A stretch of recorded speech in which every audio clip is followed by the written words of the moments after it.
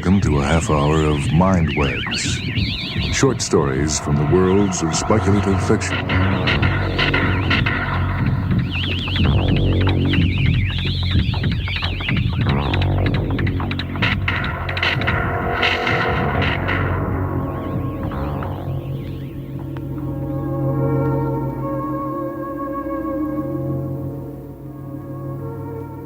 The story this evening on Mindwebs comes from the book The Vintage Bradbury, Ray Bradbury's own selection of some of his best stories. It's one titled Kaleidoscope. The first concussion cut the rocket up the side with a giant can opener. The men were thrown into space like a dozen wriggling silverfish. They were scattered into a dark sea, and the ship, in a million pieces, went on, a meteor swarm seeking a lost sun. "Barclay, Barclay, where are you?" The sound of voices calling like lost children on a cold night. Wood, Captain. Hollis, this is Stone. Stone, this is Hollis, where are you? I don't know, how can I? Which way's up? I'm falling, good God, I'm falling. They fell as pebbles fall down wells. They were scattered as jackstones are scattered from a gigantic throw. And now, instead of men, there were only voices, all kinds of voices, disembodied and impassioned in varying degrees of terror and resignation. "We're going away from each other." This was true. Hollis, swinging head over heels, knew this was true. He knew it with a vague acceptance. They were parting to go their separate ways, and nothing could bring them back. They were wearing their sealed, tight spacesuits with the glass tubes over their pale faces, but they hadn't had time to lock on their force units. With them, they could be small lifeboats in space, saving themselves, saving others, collecting together, finding each other until they were an island of men with some plan. But without the force units snapped to their shoulders, they were meteors, senseless, each going to a separate and irrevocable fate. A period of perhaps 10 minutes elapsed while the first terror died and a metallic calm took its place. Space began to weave its strange voices in and out on a great dark loom, crossing, recrossing, making a final pattern. "Stone to Hollis, how long can we talk by phone?" "Depends on how fast you're going your way and I'm going mine. An hour I make it." "That should do," said Hollis, abstracted, quiet. "What happened?" said Hollis a minute later. "The rocket blew up, that's all. Rockets do blow up." "Which way are you going?" Looks like I'll hit the moon." "It's Earth for me, back to old Mother Earth. At 10,000 miles per hour, I'll burn like a match." Hollis thought of it with a queer abstraction of mind. He seemed to be removed from his body, watching it fall down and down through space, as objective as he had been in regard to the first falling snowflakes of a winter season long gone.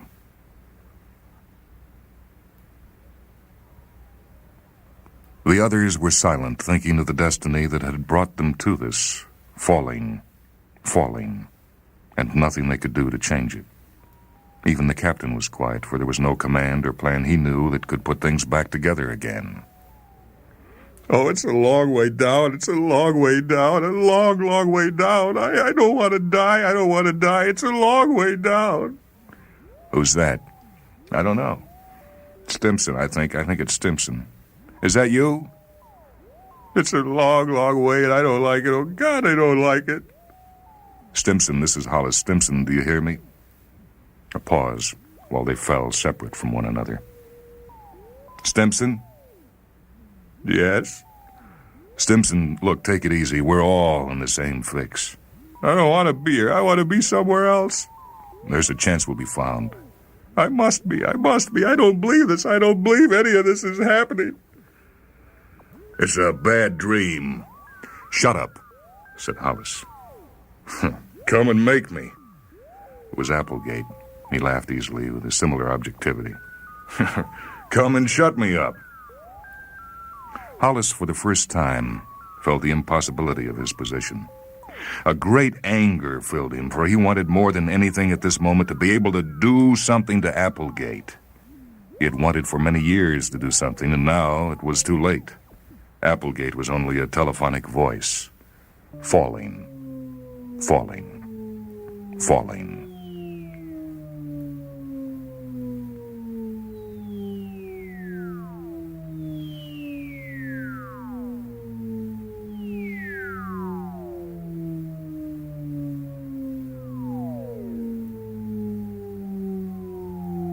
Now, as if they had discovered the horror, two of the men began to scream. In a nightmare, Hollis saw one of them float by, very near, screaming and screaming. "Stop it!" The man was almost at his fingertips, screaming insanely. He would never stop. He would go on screaming for 1,000,000 miles. As long as he was in radio range, disturbing all of them, making it impossible for them to talk to one another. Hollis reached out. It was best this way. He made the extra effort and touched the man. He grasped the man's ankle and pulled himself up along the body until he reached the head. The man screamed and clawed frantically like a drowning swimmer. The screaming filled the universe. One way or the other, thought Hollis. The moon or earth or meteors will kill him, so why not now? He smashed the man's glass mask with his iron fist. The screaming stopped. He pushed off from the body and let it spin away on its own course. Falling. Falling, falling down space. Hollis and the rest of them went in the long, endless dropping and whirling of silence. "Hollis, you still there?" Hollis did not speak, but felt the rush of heat in his face. "This is Applegate again." "All right, Applegate." "Let's talk, Hollis. We haven't anything else to do." The captain cut in. "That's enough of that. We've got to figure a way out of this." "Captain, why don't you shut up?" "What?" "You heard me, Captain. Don't pull your rank on me. You're 10,000 miles away by now, and let's not kid ourselves. As Stimson puts it, it's a long way down." "Now, see here, Applegate. Can it? This is a mutiny of one. I haven't a damn thing to lose. See, your ship was a bad ship, and you were a bad captain. I hope you break when you hit the moon." "I'm ordering you to stop." "Go on, order me again." Applegate smiled across 10,000 miles. The captain was silent. Applegate continued. "Where were we, Hollis? Oh, yeah, I remember. I hate you, too. But you know that. You've known that for a long time." Hollis clenched his fists helplessly. "I want to tell you something. I want to make you happy, Hollis. I was the one who blackballed you with a rocket company 5 years ago." A meteor flashed by. Hollis looked down, and his left hand was gone. Blood spurted. Suddenly, there was no air in his suit. He had enough air in his lungs to move his right hand over and twist a knob at his left elbow, tightening the joint and sealing the leak. It had happened so quickly that he was not surprised. Nothing surprised him anymore. The air in the suit came back to normal in an instant, now that the leak was sealed. And the blood that had flowed so swiftly was pressured as he fastened the knob yet tighter until it made a tourniquet. All of this took place in a terrible silence on his part. The other men chatted. The one man, Lespear, went on and on with his talk about his wife on Mars, his wife on Venus, his wife on Jupiter, his money, his wondrous times, his drunkenness, his gambling, his happiness. On and on while they all fell. Lespear reminisced on the past, happy while he fell to his death.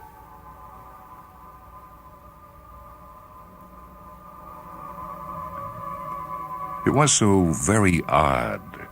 Space. Thousands of miles of space, and these voices vibrating in the center of it.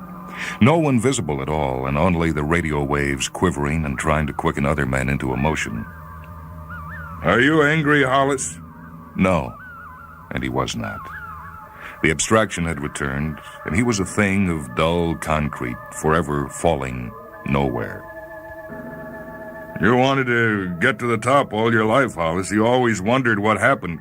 I put the black mark on you just before I was tossed out myself."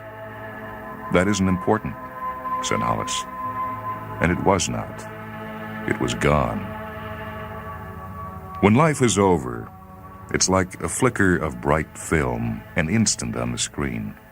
All of its prejudices and passions condensed and illumined for an instant on space. And before you could cry out, "That was a happy day, they're a bad one, they're an evil face, they're a good one," the film burned to a cinder. The screen went dark.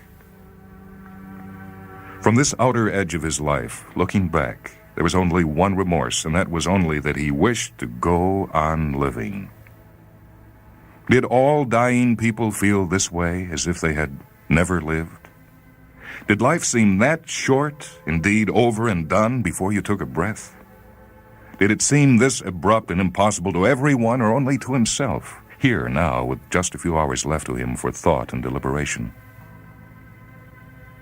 One of the other men, Lespierre, was talking.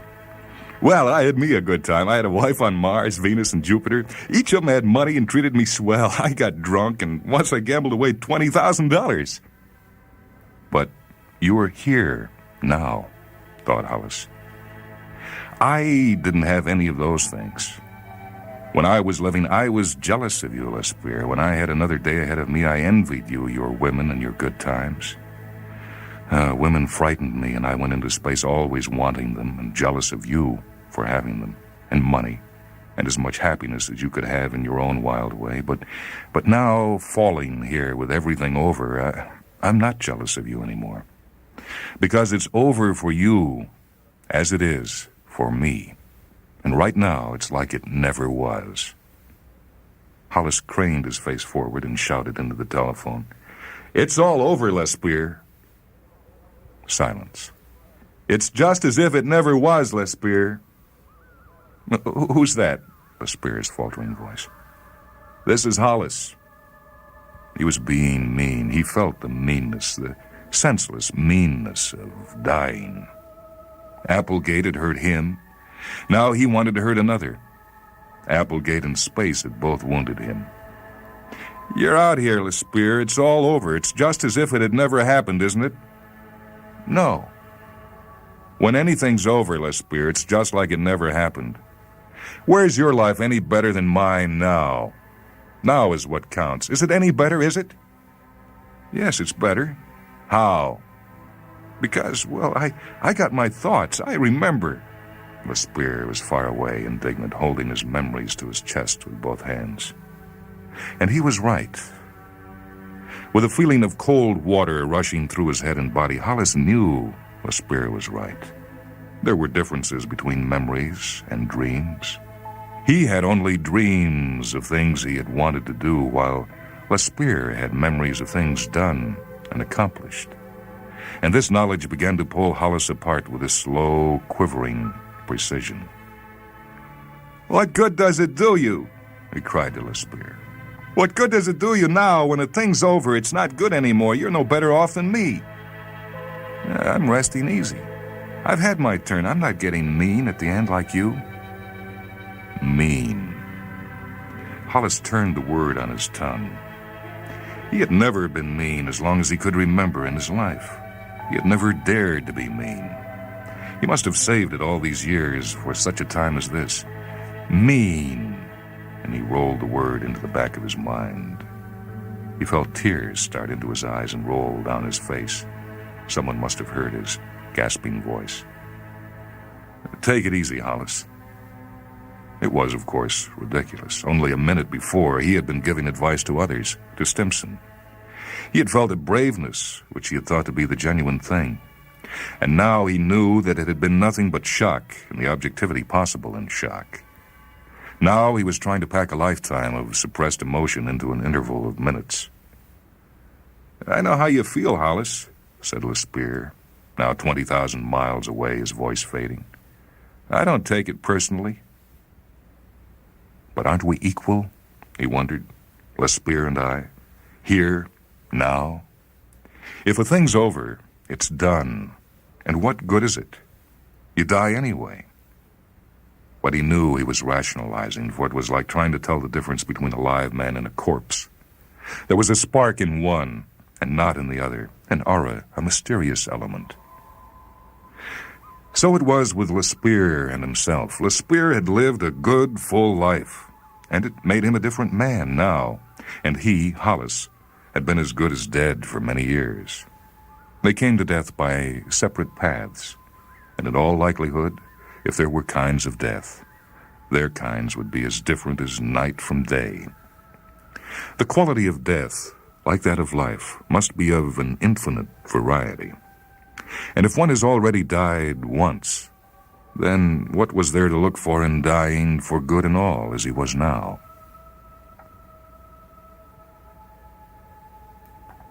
It was a second later that he discovered his right foot was cut sheer away. It almost made him laugh. The air was gone from his suit again. He bent quickly. There was blood, and the meteor had taken flesh and suit away to the ankle. Oh, death in space was most humorous. It cut you away piece by piece like a black and invisible butcher. He tightened the valve at the knee, his head whirling into pain. Fighting to remain aware, and with the valve tightened, the blood retained, the air kept, he straightened up and went on falling. For that was all there was left to do. Hollis? Hollis nodded sleepily, tired of waiting for death. Hollis, this is Applegate again. Yes? Well, I've had time to think. I listened to you. This isn't good. It makes us bad. This is a bad way to die. It brings all the bile out. Are you listening, Hollis? Yes. Hollis, I lied to you.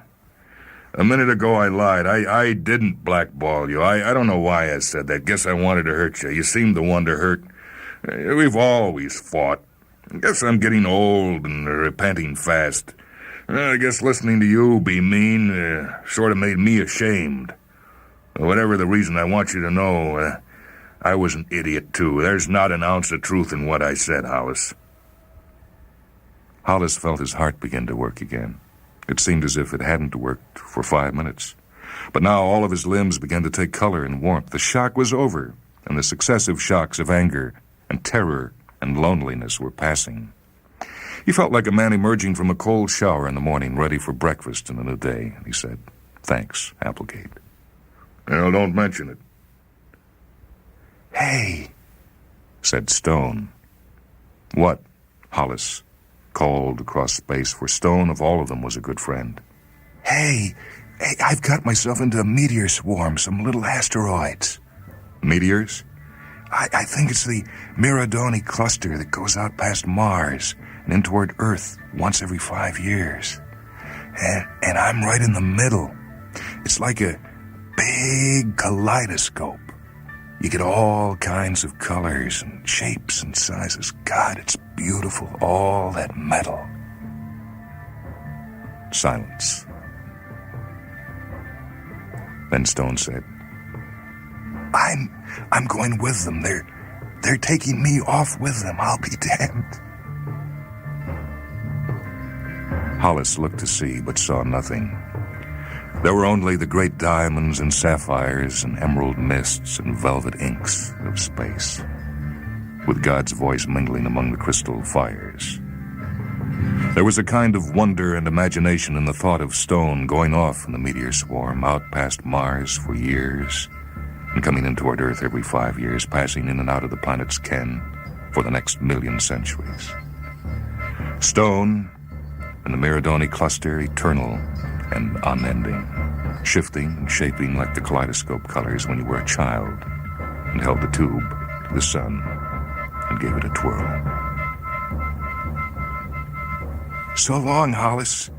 Stone's voice faint now. "So long." "Good luck," shouted Hollis across 30,000 miles. "Don't be funny," said Stone, and was gone. The stars closed in. Now, all the voices were fading, each on his own trajectory, some to Mars, others into farthest space. And Hollis himself, he looked down. He, of all the others, was going back to Earth alone. "So long. Take it easy." So long, Hollis. The many goodbyes, the short farewells. And now the great loose brain was disintegrating. The components of the brain, which had worked so beautifully and efficiently in the skull case of the rocket ship firing through space, were dying one by one. The meaning of their life together was falling apart. And as a body dies when the brain ceases functioning, so the spirit of the ship and their long time together and what they meant to one another was dying. Applegate was now no more than a finger blown from the parent body, no longer to be despised and worked against. The brain was exploded, and the senseless, useless fragments of it were far scattered. The voices faded, and now all of space was silent. Hollis was alone, falling. They were all alone. Their voices had died like echoes of the words of God, spoken and vibrating in the starred deep. There went the captain to the moon. There Stone with the meteor swarm. There Stimson. There Applegate toward Pluto. There Smith and Turner and Underwood and all the rest. The shards of the kaleidoscope that had formed a thinking pattern for so long hurled apart. And I, thought Hollis, what can I do? Is there anything I can do now to make up for a terrible and empty life? If only I could do one good thing to make up for the meanness I collected all these years and didn't even know was in me. But there's no one here but myself. And how can you do good all alone? You can't. Tomorrow night I'll hit Earth's atmosphere. I'll burn, he thought, and be scattered in ashes all over the continental lands. I'll be put to use just a little bit, but ashes are ashes, and they'll add to the land. He fell swiftly, like a bullet, like a pebble, like an iron weight. Objective. Objective all the time now. Not sad or happy or anything, but only wishing he could do a good thing now that everything was gone. A good thing for just himself to know about. When I hit the atmosphere, I'll burn like a meteor. I wonder, he said, if anyone will see me. The small boy on the country road looked up and screamed, "Hey, Mom! Look! A falling star!" The blazing white star fell down the sky of dusk in Illinois. "Make a wish," said his mother. "Make a wish."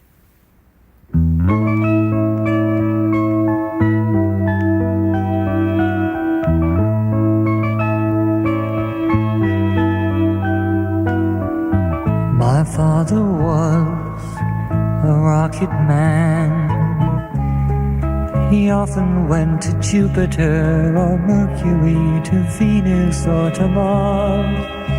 My mother and I would watch the sky and wonder if a falling star was a ship becoming ashes with a rocket man inside. My mother and I never went out unless the sky was cloudy or the sun was blotted out, or to escape the pain we only went out when it rained. My father was a rocket man. He loves the world beyond the world, the sky beyond the sky. And on my mother's face, as lonely as the world in space, I could read the silent cry that if my father fell into a star, we must not look upon that star again. The story this time was titled Kaleidoscope, from the book The Vintage Bradbury, Ray Bradbury's own selection of some of his best stories. This is Michael Hanson speaking. Technical production by Steve Gordon. Mindwebs is a production of WHA Radio in Madison, a service of University of Wisconsin Extension. Tears are often jewel-like, My mother's went unnoticed by my father, for his jewels were the stars. And in my father's eyes, I knew he had to find in the sanctity of distance something brighter than a star. One day they told us the sun had flared and taken him inside. My mother and I never went out unless the sky was cloudy or the sun was blotted out. Or to escape the pain, we only went out when it rained.